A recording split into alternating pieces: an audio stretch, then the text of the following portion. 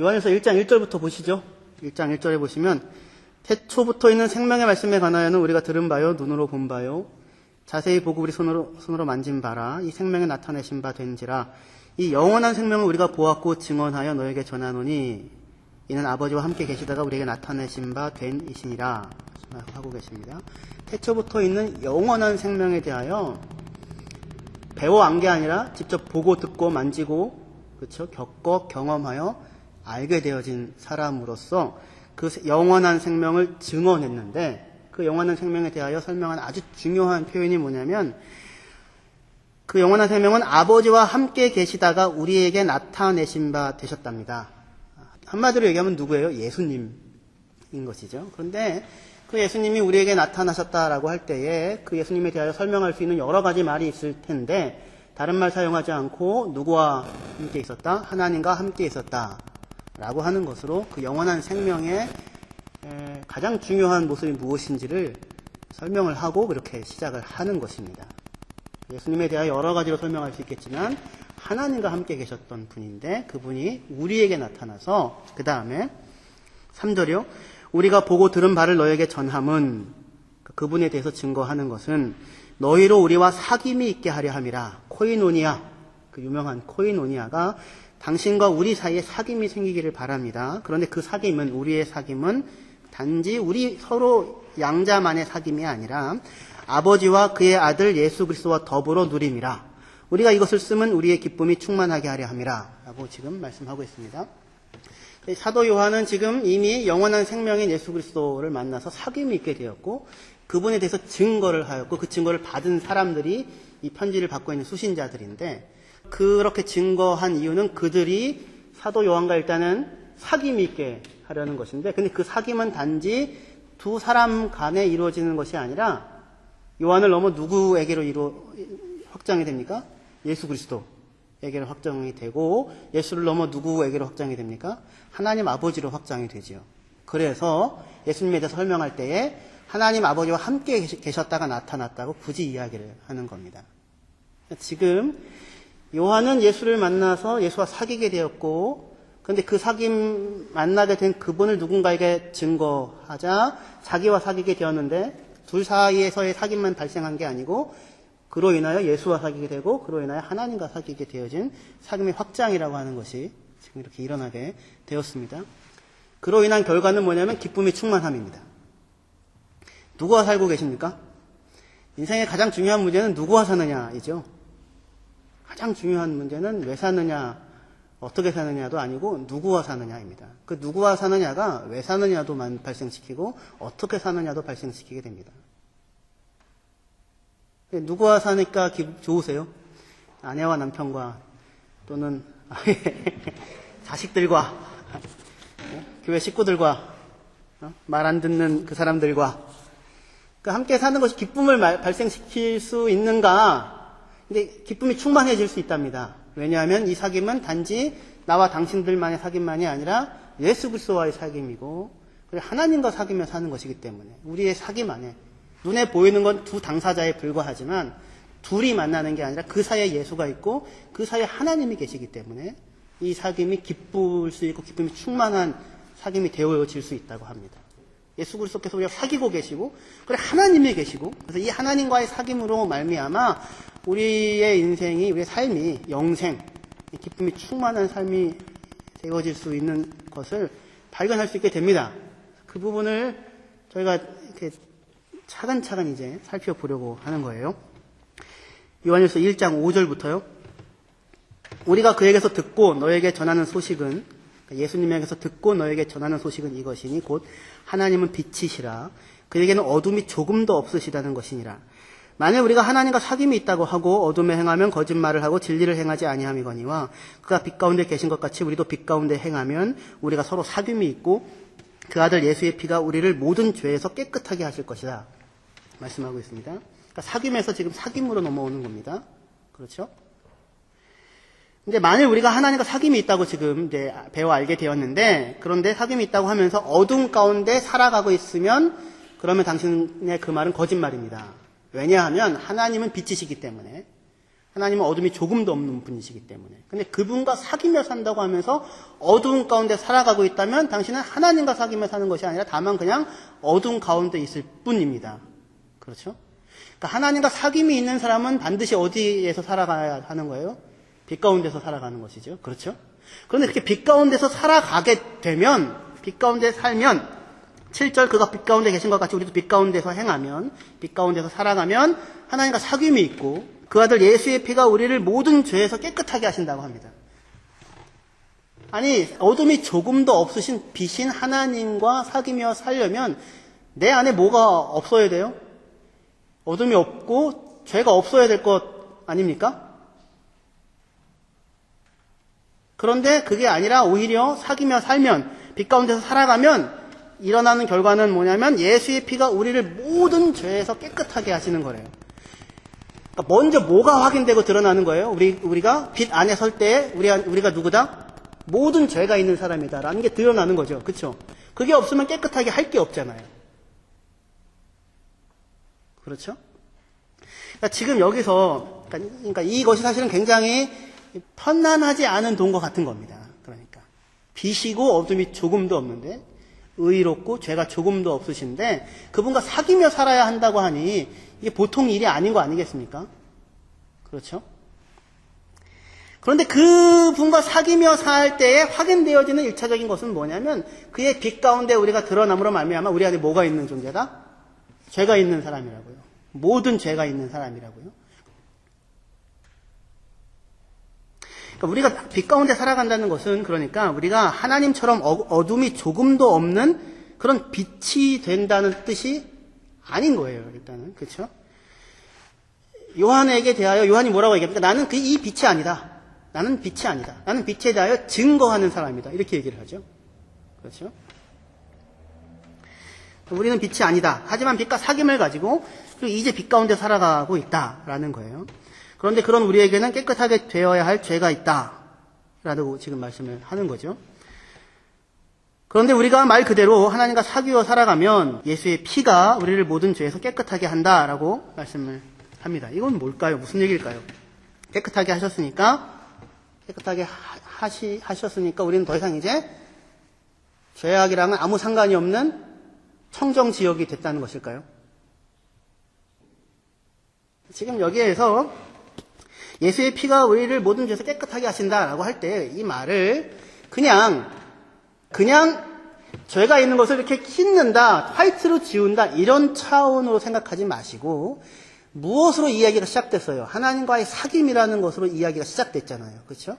관계에 대한 표현으로 시작이 됐잖아요. 알게 되었다고 하는 것으로 시작이 되었잖아요. 근데 그 알게 된 상태는 씻어야져야 할 죄가 있는데 근데 그것을 씻어주시는 것으로 지금 이야기가 전개가 되지 않습니까? 근데 이렇게 예수께서 우리 죄를 씻으신다라고 하는 얘기를 우리는 여기서 말고 다른 곳에서도 확인하게 되는데 에베소서 5장 25절부터 28절이요.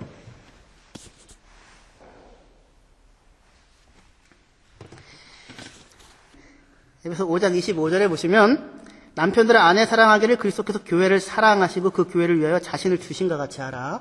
자신을 내어주신과 같이 하라. 여기 자신을 주신다는 말이 넘겨준다라는 아주 전형적인 그 예수의 십자가의 죽음을 표현하는 말인데요.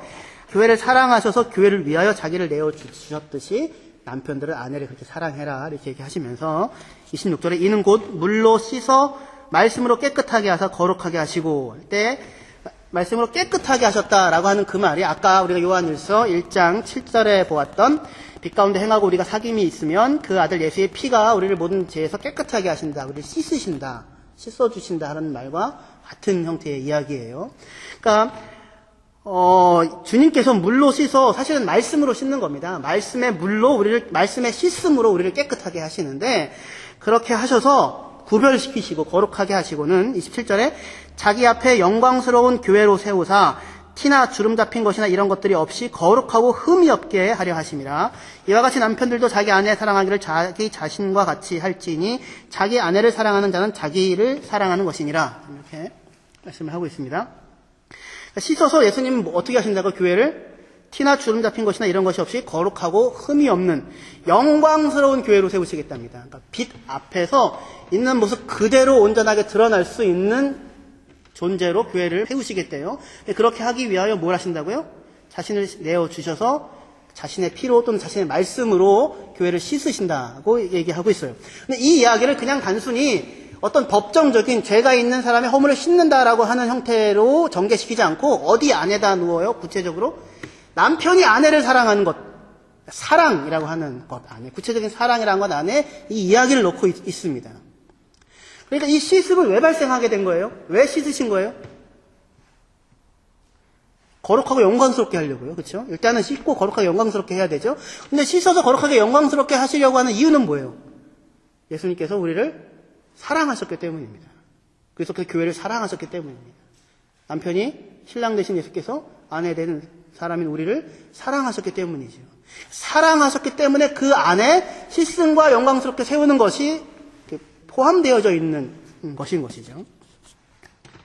예수께서 씻으시는 것입니다. 그러니까 우리가 빛 가운데 살아간다고 하는 것은 우리가 우리 스스로를 깨끗하게 씻어서 우리가 스스로를 씻어서 깨끗하게 되어지는 것이 아니라 우리를 사랑하시는 예수님에게 마치 아내와 남편이 한 몸으로 묶인 것과 마찬가지의 관계 속에 우리가 들어가게 되었다는 것이지요. 그렇죠? 사랑을 입은 자가 되었다는 것입니다.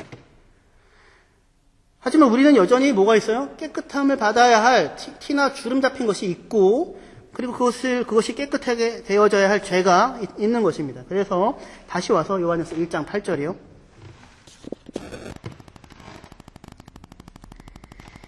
요한일서 1장 8절 같이 읽읍시다. 예, 시작. 만일 우리가 죄가 없다고 말하면 스스로 속이고 또 진리가 우리 속에 있지 아니할 것이요. 그러니까 하나님과 사귀며 산다고 할 때 확인되는 게 뭐냐면 물론 그분이 우리를 깨끗하게 씻으시고 또 온전하게 사귀며 살게 하실 터인데 먼저는 우리가 죄가 있다는 사실이 드러나겠죠. 드러난 이유는 씻게 하기 위해서인데 근데 그렇게 씻고 드러나게 하시는 이유는 다른 것 때문이 아니라 사랑하셨기 때문에 사랑하셔서 사귀며 살고자 그렇게 하셨다고 하는 거예요. 그런데 그런 우리가 그렇게 사랑을 입은 자들인 우리가 만일 우리가 죄가 없다고 말한다면 그러면 우리는 스스로 속이는 것이라고 얘기를 합니다. 스스로 속인다는 것이 뭐라고 했습니까? 길을 잘못 들어갔다라는 것이죠. 길을 잃었다고요. 길을 잃어버렸다. 보통 이 길을 잃어버렸다고 하는 것은 수동태로 씁니다. 그러니까 길을 잃고 싶어서 잃겠습니까?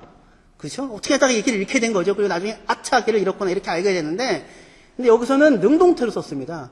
그래서 자기가 자기 스스로 길을 잃게 만드는 것이라고 얘기를 합니다.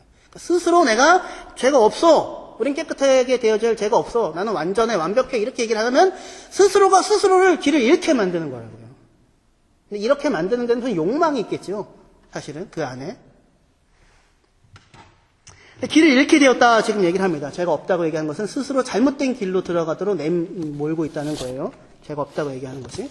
이 이야기가 어디에 사용되냐면 그 유명한 여호와의 종의 노래에서 나옵니다. 우리는 다 양과 같아서 그릇 행하여 각기 제 길로 갔거늘 여호와께서는 우리 모두의 죄악을 그에게 담당시키셨도다. 아시죠? 우리는 다 양과 같아서 그릇 행하여. 그릇 행하여가 길을 잘못 들어서 길을 잃어서예요. 다 양과 같아서 길을 잃어버렸어요. 이 양이 길을 잃어버리면 어떻게 됩니까?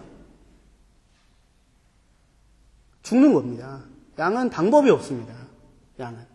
양이 한번 가다가 뒤집어지면 자기 혼자 스스로의 힘으로 다시 이렇게 자기 몸을 이렇게 세울 수가 없다고 합니다. 그렇게 세우지 못하고 뒤집어져 있으면 배에 가스가 찬대요. 그 배에 가스가 차올라서 질식하게 되고 질식사에서 죽게 된다고 합니다. 그러니까 양이 길을 잃으면 그거는 그냥 죽은 겁니다. 그래서 이 길을 잃어버렸다라는 그 양이 길을 잃었다라고 시편 119편 마지막 절에 쓰고 있는데 그 잃어버렸다는 말은 사실은 멸망한다라는 단어에서 파생돼서 나오는 게 아니라 오늘은 좀 공부한다 이렇게 생각하십시오. 멸망한다는 말에 단어가 있으면 1번 멸망한다, 한 4번, 500번, 7번쯤 가면 길을 잃다 이런 말도 있습니다. 그러니까 같이 쓰이는 거예요. 그러니까 양에게 있어서 길을 잃어버리면 곧 뭐인 거예요? 곧 멸망하는 거죠. 곧 죽는 거죠.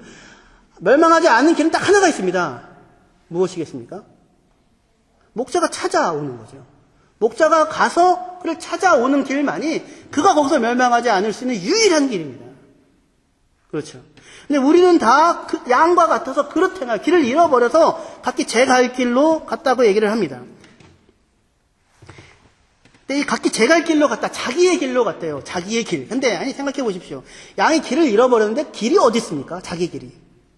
자기 갈 길이 있었던 거예요? 어디 가고 싶어서 갔던 겁니까? 그게 아니죠. 다만 방황이고 방랑이죠. 그렇죠? 죽음의 길을 가고 있는 거죠. 그런데도 뭐라고 하냐면 자기의 길로 갔다고 생각하는 겁니다. 사실은 토라라는 말이 길 안내라는 말이거든요. 하나님이 걸어다니는 길에 대한 안내. 그러니까 하나님이 걸어다니시는 길로 가야 하는데 그렇게 하지 않고 하나님에게서 돌아서서 자기가 좋아 보이는 길로 간 겁니다. 근데 그게 죄예요. 다른 게 죄가 아니라 자기의 길로 간 겁니다. 그러니까 자기의 길을 따라가다가 길을 잃고 또는 길을 잃고 자기의 길로 갔다는, 그러니까 사실은 자기의 양이 무슨 자기 길이 있겠습니까? 길이 없이 그냥 방황하는 것이죠. 그렇게 해서 길을 잃어버려져 있는 상태. 그런데 스스로 생각할 때는 자기는 자기 길 가고 있다고 생각하고 있는, 그래서 죽을 수밖에 없는 상황 가운데 있었다는 것입니다. 그런데 놀라운 것은, 그런데 우리는 그렇게 하였는데 여호와께서 우리 모두의 죄악을 그에게 담당시키셨도다. 얘기하고 있어요. 우리 모두의 죄악을 그에게 담당시키셨도다. 이것을 70인역으로 번역한 것은 우리 모두의 죄악을 위하여 하나님께서 그를 넘겨주셨다라고 번역을 하고 있습니다. 내어주셨다. 넘겨주셨다. 아까 그렇게 제가 얘기를 드렸었죠. 하나님 넘겨주셨다고요. 그러니까 지금 여기서 씻으신다. 우리의 죄를 깨끗하게 씻으신다라고 하는 것은 어떻게 이루어지는 거냐면 우리 모두의 죄악을 위하여 그를 내어주시고 그를 넘겨주셔서 십자가에 죽는 것으로 우리를 씻으셨다라고 하는 것이 되는 것입니다. 그렇죠? 근데 그 모든 것의 시작은 하나님께서 우리를 사랑하셨기 때문에 이루어진 일이에요. 그래서 요한일서 1장 8절에 다시 한번 읽겠습니다. 1장 8절이요. 같이 읽겠습니다. 시작. 만일 우리가 죄가 없다고 말하면 스스로 속이고 또 진리가 우리 속에 있지 아니할 것이요. 이것이 지금 그러니까 빛을 만나게 된, 진리를 마주치게 된 우리의 자기 고백인 거예요. 그러니까 길을 잃었다가 죽을 상황에서 건짐을 받아 돌아온 사람으로서 우리가 얘기하는 것이 무엇이겠습니까? 우리는 예수가 아니면 다른 길을 갈 수 없는 존재들이고 우리는 양과 같아서 그분이 아니면 우리는 그릇된 길로 갈 수밖에 없는 자들이라고 하는 고백이 이 안에 들어가 있는 것입니다. 그래서 만일 우리가 죄가 없다고 한다면 우리는 진리 속에 없다고 본문이 얘기를 합니다. 그러니까 죄가 있는 자들이라는 고백은 우리가 진리가 없기 때문에 발생하는 것이 아니라 오히려 거꾸로 오히려 우리 안에 진리가 거하기 때문에 비로소 알게 되고 인정할 수 있게 되게 되는 것입니다. 진리가 없기 때문에 그릇 간 게 아니고요. 진리가 있기 때문에 우리가 그릇 같다는 사실을 알게 된 거라고요. 시편 119편 찾아봅시다. 시편 119편 176절이요. 제일 마지막 절이요. 성경책 제일 가운데에 있습니다. 제일 가운데. 시편 119편은 성경에서 가장 긴 절을 갖고 있는 성경인데 히브리어 알파벳이 22개가 있습니다. 그 알파벳을 하나당 8절씩 해가지고 176절을 만들었습니다. 대단히 공교하게 짜여진 시인데 하나님의 말씀이 얼마나 온전하고 의로운지, 자신이 그 말씀을 얼마나 사랑하고 사모하는지, 그 말씀을 지키고자 얼마나 분투하는지, 그것을 고백과 기도로 담아 시를 쓰고 있는 겁니다. 대표적으로 주의 말씀은 내 발의 등이요 내 길의 빛입니다. 이런 말씀뿐만 아니라 아주 여러 가지의 유명한 말씀들이 담겨져 있는 것이 시편 119편인데 그 119편을 닫는 마지막 말씀이 무엇입니까? 176절 같이 읽겠습니다. 시작.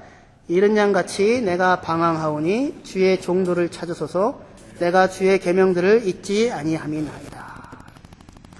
이른 양과 같이 내가 방황하오니 한다는 말이 뭐냐면 길을 잃어버렸다는 겁니다. 아까 길을 잘못 들어갔다고요. 양이 길을 잃어버렸다. 자기가 죄가 없다고 얘기한다면 길을 잘못 들어간 것이다.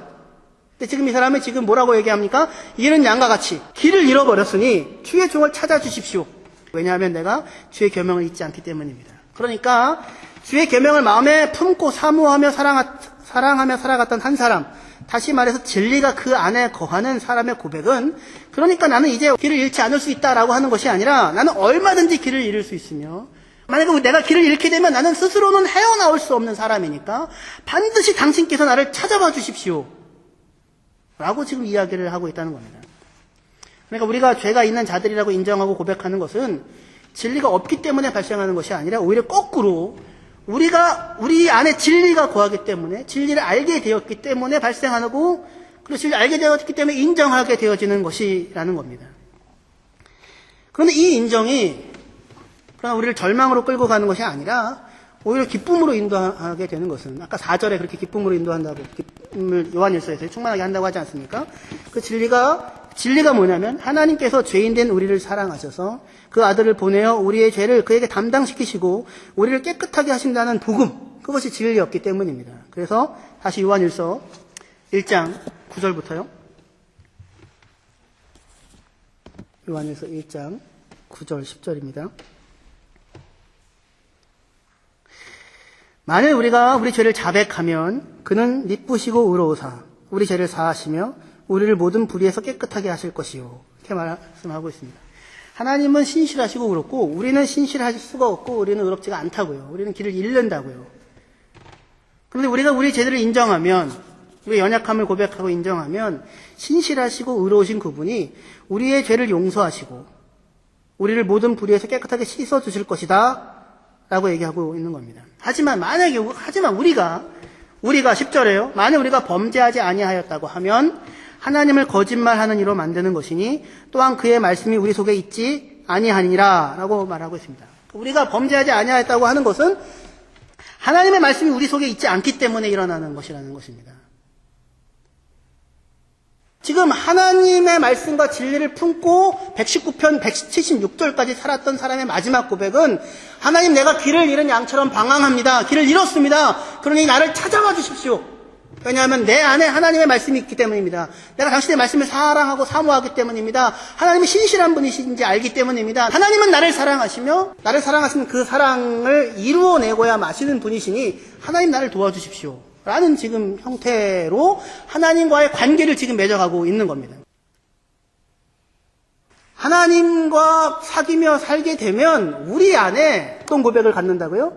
주님, 저는 길을 잃는 사람입니다. 저는 죄인입니다. 하나님이 나를 찾아주시지 않으면 망할 수밖에 없는 사람입니다. 라는 고백을 가지고 누구랑 살아요? 하나님과 사귀며 사는 형태입니다. 근데 여기서 우리가 죄인이다, 우리가 범죄했다고 인정해야 된다고 하지 않습니까? 범죄했다고 인정해야 된다, 우리가 죄인이다라고 하는 것은 도대체 무슨 말일까요? 여기서의 죄라는 것은, 죄는 의라는 말과 손바닥과 손등과 같은 동전의 양면과 같은 말입니다. 우리에게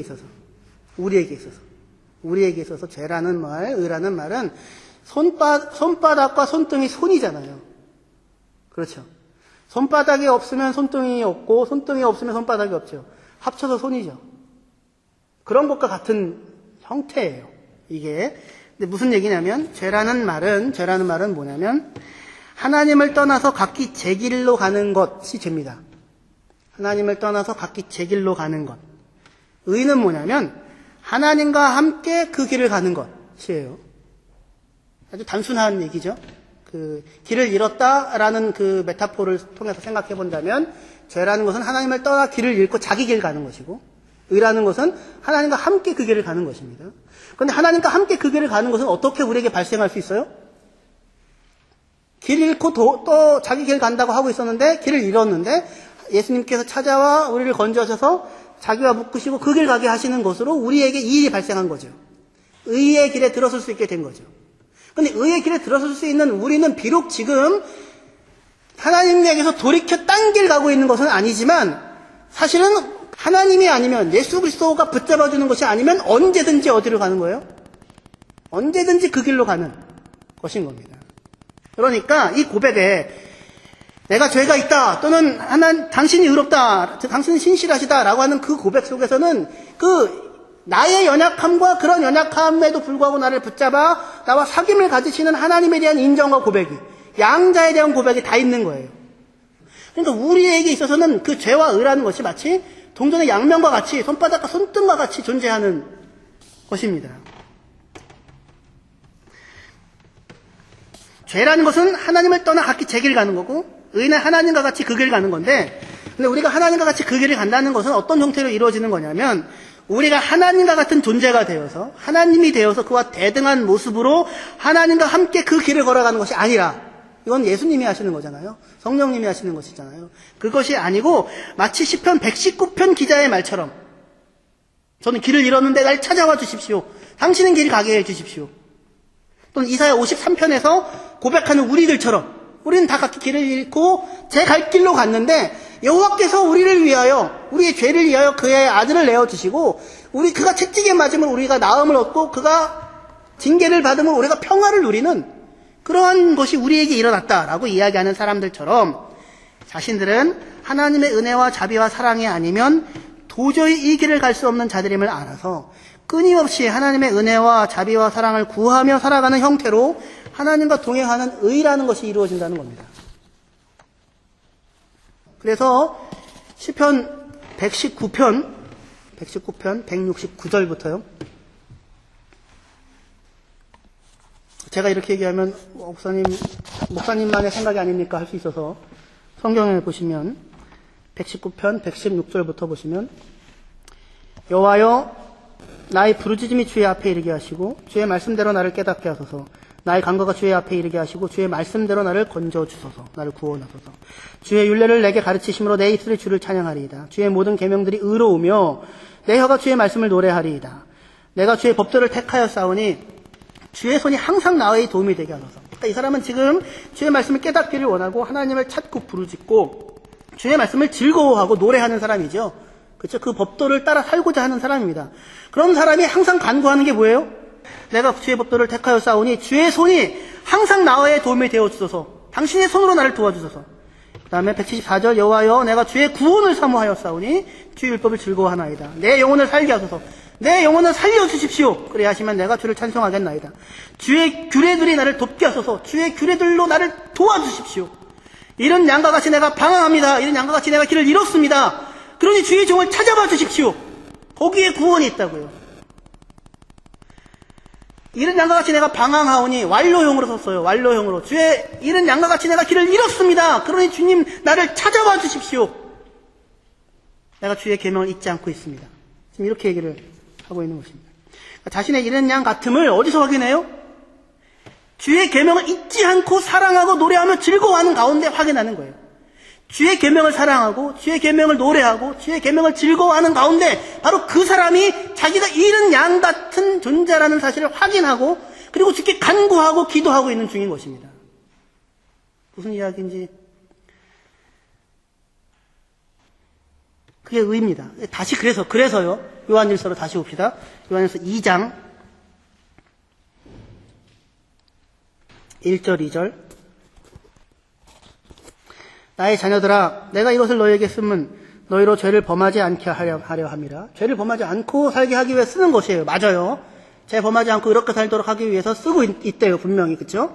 그런데 그러고 나서 바로 뭐라고 얘기하냐면 만일 누가 죄를 범하여도 아버지 앞에서 우리에게 대언자가 있으니 곧 의로우신 예수 그리스도시라. 그는 우리 죄를 위한 화목제물이니 우리만을 위할 뿐 아니라 온 세상의 죄를 위하심이라 라고 말을 하고 있습니다. 죄를 범하지 않으려고 쓰고 있대요. 그런데 바로 그 뒤에 뭐라고 나와요? 하지만 우리가 죄를 범하면 우리에게 뭐가 있다고요? 예수 그리스도가 계시다고요. 지금 우리에 대한 설명입니다. 분명하게 죄를 범하지 않으려고 씁니다. 범하지 않아야 할 죄라는 건 무엇입니까? 지금 이것을 쓰는 이유는 그러니까 당신들은 너무 스트레스 받지 마. 그냥 죄를 짓고 사는 것에 대해서 스스로 너무 그냥 그럴 수밖에 없는 거야. 그러니까 그냥 그런 줄 알고 그냥 살면 돼. 하나님 그래도 우리를 용서해 주시잖아. 아 좋아. 너무 스트레스 받지 말고 살자고. 이거예요?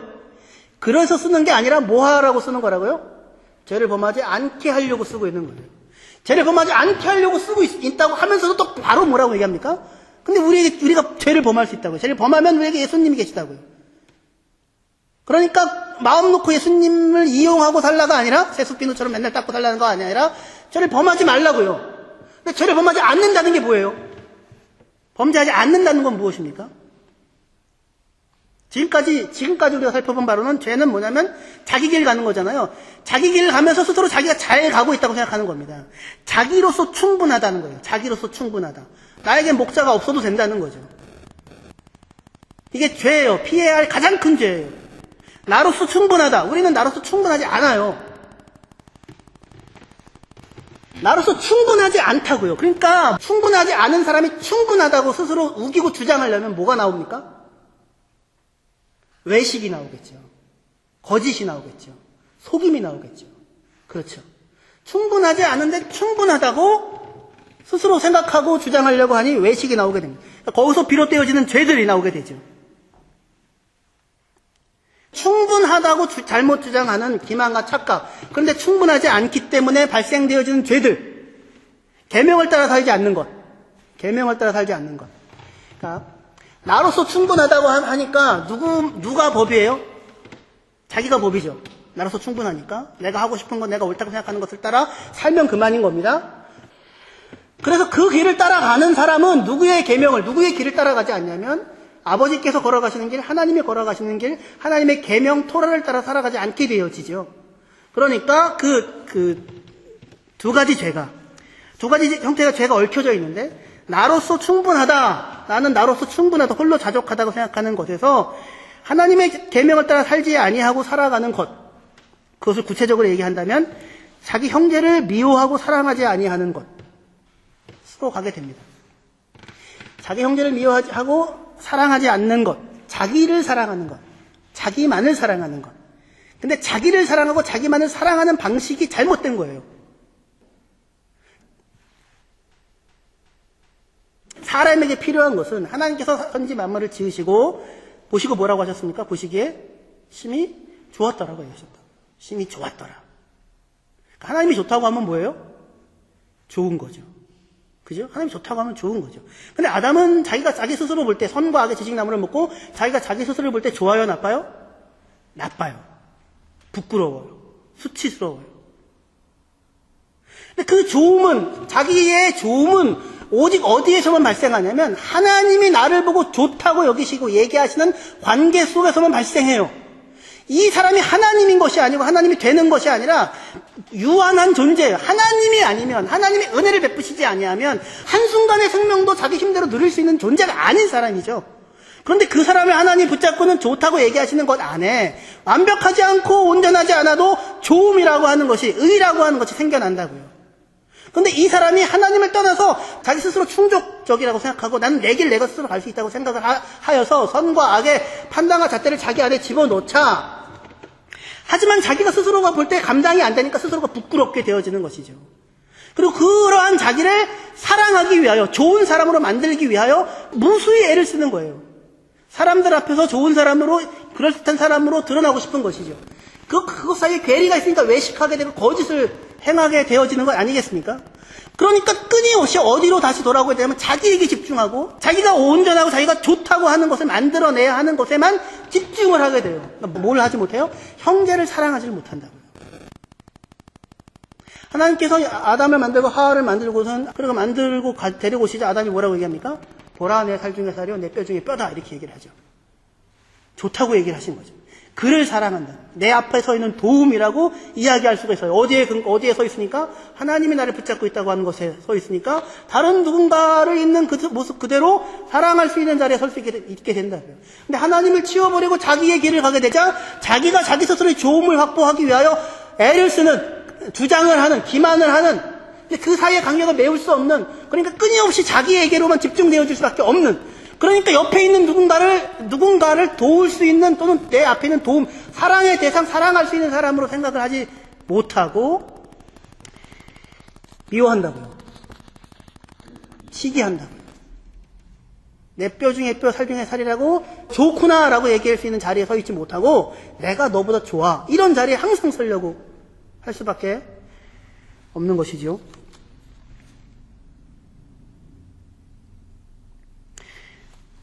두 가지 죄, 자기로서 충분하다고 하는 죄와 거기서 비롯되어지는 형제를 미워하고 형제를 사랑하지 못하게 되는 죄를 범하게 되는데 그렇게 되어지지 않도록 하기 위하여 이 편지를 쓰고 있다라고 얘기를 하는 겁니다.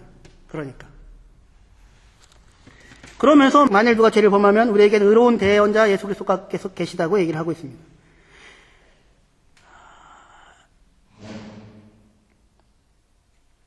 우리는 죄를 짓고 우리는 연약하지만 하지만 그것을 고백하고 우리는 당신이 아니면 스스로 충족되어질 수 있는 사람들이 아닙니다라고 하는 고백하고 있는 것이 우리가 의의 길로 들어서게 되어지는 것이고 그 자리에서만 비로소 속죄와 화목이라고 하는 것이 시작되어지고 누려지게 됩니다. 그런데 이것이 그게 다가 아니라 거기 마지막 그 슈리트를 넘어갑시다. 요한일서 2장 4절에서 6절이요. 그를 아노라 하고 그의 계명을 지키지 아니하는 자는, 다시 그래서 그가 걸어다니는 대로 걸어다니지 아니하는 자는 거짓말하고 진리가 그 속에 있지 아니하되 누구든지 그의 말씀을 지키는 자는 하나님의 사랑이 참으로 그 속에 온전하게 되었나니 이로써 우리가 그의 안에 있는 줄을 아노라. 그의 안에 산다고 하는 자는 그가 행하시는 대로 자기도 행할지니라 라고 말씀하고 있습니다. 그러니까 하나님과 동행하고 빛 가운데 살아가는 사람은 하나님이 걸어다니는 대로 그도 걸어다녀야 하는 것인데 하나님이 걸어다니는 대로 걸어다니는 것을 뭐라고 성경은 얘기하냐면 사랑이라고요. 2장 5절에 누구든지 그의 말씀을 지키는 자는 하나님의 사랑이 참으로 그 속에서 온전하게 된다고요.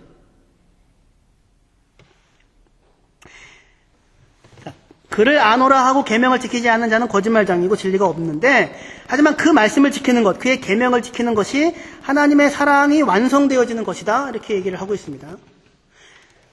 그 계명은 뭡니까? 그 계명은 이어서요. 요한일서 2장 9절부터요. 빛 가운데 있다고 하면서 그 형제를 미워하는 자는 지금까지 어둠에 있는 자요. 그의 형제를 사랑하는 자는 빛 가운데 거하여 자기 속에 거리낌이 없으나 그의 형제를 미워하는 자는 어둠에 있고 또 어둠에 행하며 갈 곳을 알지 못하나니 이는 그 어둠이 우리의 눈을 멀게 하였습니다. 또 지금 말씀을 하고 있습니다. 다시요. 10절이요. 2장 10절. 그의 형제를 사랑하는 자는 빛 가운데 거하여 자기 속에 거리낌이 없으나 그의 형제를 미워하는 자는 어둠에 있고 어둠에 행하여 뭘 모른대요? 갈 곳을 알지 못한대요. 뭐를 잃어버렸다는 겁니까? 그러니까 길을 잃어버렸다는 것이죠. 그렇죠. 길을 잃어버렸다는 것입니다. 어떤 사람은 그 형제를 미워하는 사람은 어둠 가운데 있다라고 얘기를 합니다. 하지만 자기 형제를 사랑하는 사람은 길을 잃지 않고 빛 가운데 제대로 걸어가고 있다라고 이야기를 합니다. 그러니까 이게 지금 계명이에요. 이 계명을 지키는 사람은 다시 얘기해서 자기 형제를 사랑하는 사람은 하나님의 사랑이 참으로 그 속에서 온전하게 되었다, 완성되었다, 이루어졌다라고 얘기를 하고 있습니다. 그러니까 누군가가 그의 계명을 지켜서 자기의 형제를 사랑한다는 것이 하나님의 사랑의 완성이다라고 지금 얘기를 하는 거예요. 하나님이 우리를 사랑하셔서 우리를 붙잡으셨잖아요. 하나님 우리를 사랑한다죠. 그렇죠? 지난주에 얘기했던 하나님 우리를 사랑한다죠. 그러면 그 하나님이 우리를 사랑한다고 할 때 그 사랑은 하나님 안에 있는 게 아니라 하나님 안에서 막 불붙듯이 사랑이 일어나서 하나님 안에 있는 사랑이 진실하게 되어지면 진실함이 증명되고 끝나는 것이 아니고 무엇을 결과시켜야 돼요? 우리도 사랑한다고요. 우리도 사랑한다. 하나님이 우리를 사랑하여 자신을 내어주셔서 붙잡으셨듯이 우리도 형제를 사랑한다라고 하는 것을 결과시켜야 하나님이 우리를 사랑한다가 되는 거예요. 하나님이 우리를 사랑한다는 말이 완성이 되는 겁니다. 그러니까 하나님의 사랑이 하나님 안에서 온전히 이루어지는 것이 아니라 누구 안에서 온전히 이루어져요? 우리 안에서 온전히 이루어지는 거예요. 그래서 요한일서 4장 12절에 어느 때는 하나님을 본 사람이 없으되 만일 우리가 서로 사랑하면 하나님이 우리 안에 거하시고 그의 사랑이 우리 안에 온전히 이루어지느니라. 하나님의 사랑이 하나님 안에서 이루어지는 것이 아니라 누구 안에서 이루어진다고요? 우리 안에서 이루어진다고요. 우리 안에서 온전히 이루어지는데 우리 안에서 온전히 이루어지는 형태는 뭐예요? 우리가 서로 사랑한다는 것이라고요. 그러니까 하나님이 우리를 사랑한다, 사랑하여 연약한 우리, 자기밖에 모르는 우리, 죄인된 우리를 붙잡아 사랑한다는 다만 그 하나님의 사랑의 크심이 나타나는 것으로 끝인 것이 아니라 우리도 하나님이 우리를 사랑하시듯이 우리도 이웃을 사랑하고 형제를 사랑하고 하나님을 사랑한다라고 하는 것으로 결과 지어져야 하나님이 사랑이시다라고 하는 것이 결말이 나고 끝이 난다는 것입니다. 결국 목사님 너무 뻔한 얘기를 왜 이렇게 하나님이 우리를 사랑하시는 사랑, 그 사랑을 받은 우리도 형제를 사랑하는 것이 마땅하다. 결국 그 얘기 아닙니까? 그 얘기죠. 그럼 뭐 딴 얘기겠습니까? 항상 성경의 진리가 딴 얘기 아니고 그냥 그 얘기죠. 근데 그 얘기가 바로 그 얘기가 어떻게 이루어지는 거라고요? 내가 의화되어서 이루어지는 게 아니라고요. 처음부터 끝까지 우리가 지금 무슨 완전히 하나님처럼 되고 우리가 빛이 되는 게 아니라 빛에 대하여 증언을 하는 거예요.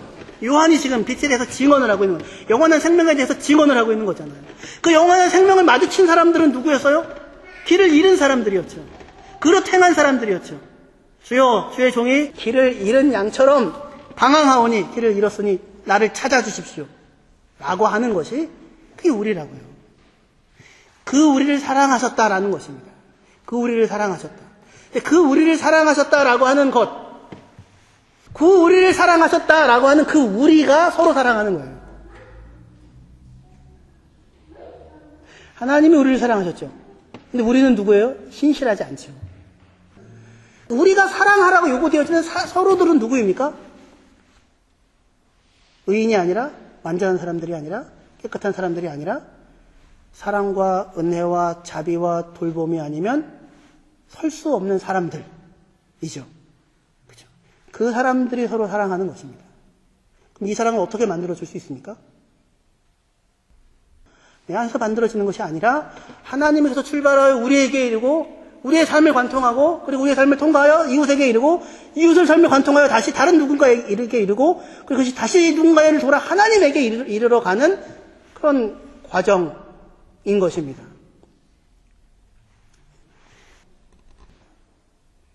기도하시겠습니다.